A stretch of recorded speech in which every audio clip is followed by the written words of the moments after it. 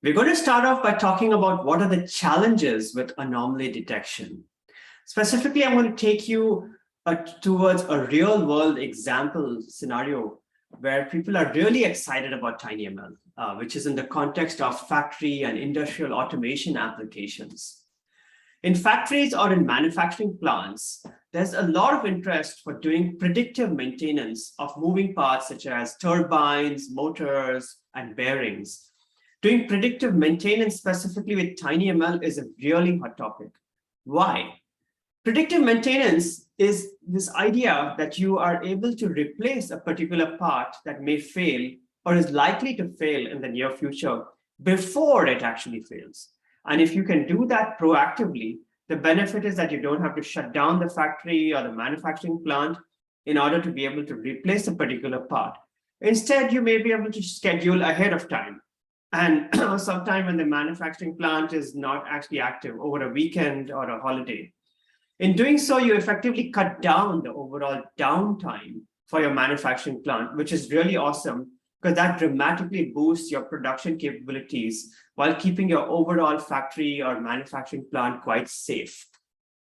Now, let's talk about this in the context of what it means to actually enable TinyML and how you actually deploy TinyML in this context. Let's say you want to monitor an offshore wind energy farm that's running 70 wind turbines.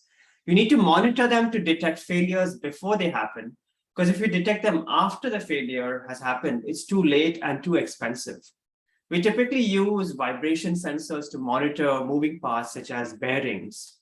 And so let's say you have this small sensor that is actually attached to the bearing directly, which enables the bearing, enables the turbine to rotate. And this sensor, like an accelerometer, for instance, is collecting a lot of data about vibrations, perhaps sampling at over thousands of hertz. And so now you want to be able to analyze this data in real time to decide if there's some sort of anomalous behavior. And this gets us into all sorts of issues, which you might already be quite familiar with. So there's latency, the limited resource constraints, and accuracy aspects. So keep in mind that you've got a sensor. That sensor is actually attached to the device, and it's going to be looking at a whole bunch of time series data that's coming through. How can I process this time series data efficiently? I want to tie things back together, whether you should do this in a TinyML context or whether you can offload it to the cloud or some sort of large computation server that's in the manufacturing plant. So let's take a closer look at this. From a latency standpoint, let's look at conditioning monitoring system for predictive maintenance that is capturing data on vibration, temperature, pressure, and so on.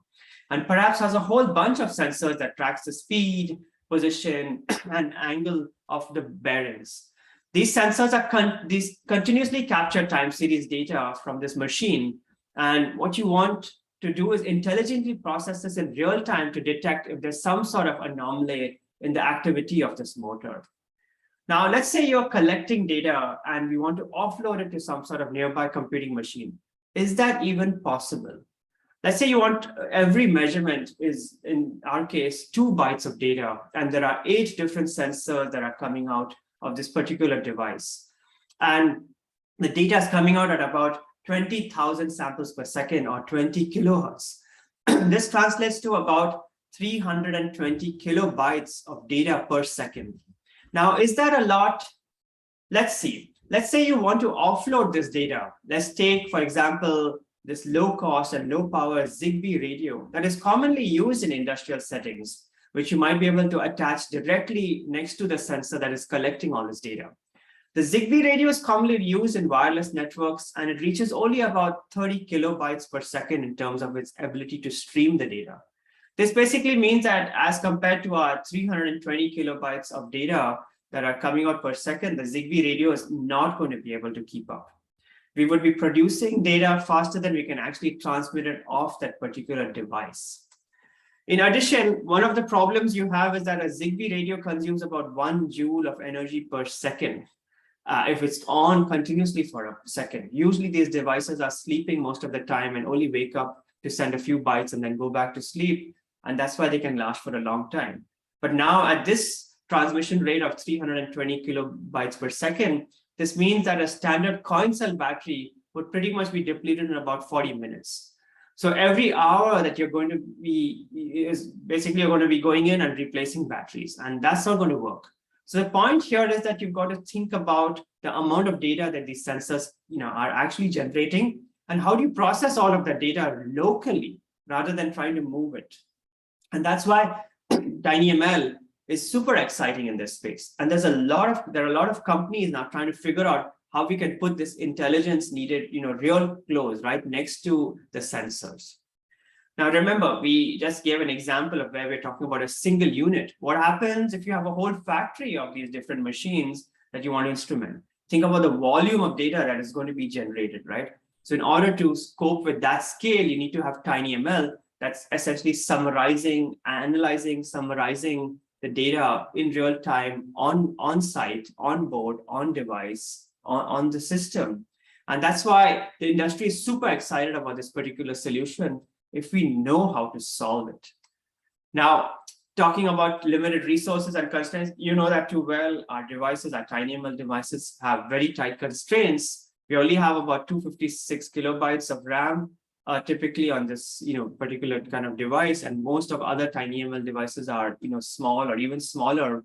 And you know that too well, so I'm not going to go into too deep into this anymore. But let's talk about accuracy for a second. What does it mean to have a model that is actually being deployed and doing detection, things like anomaly detection, in order to identify dangerous situations, like, for example, there's a gas leak.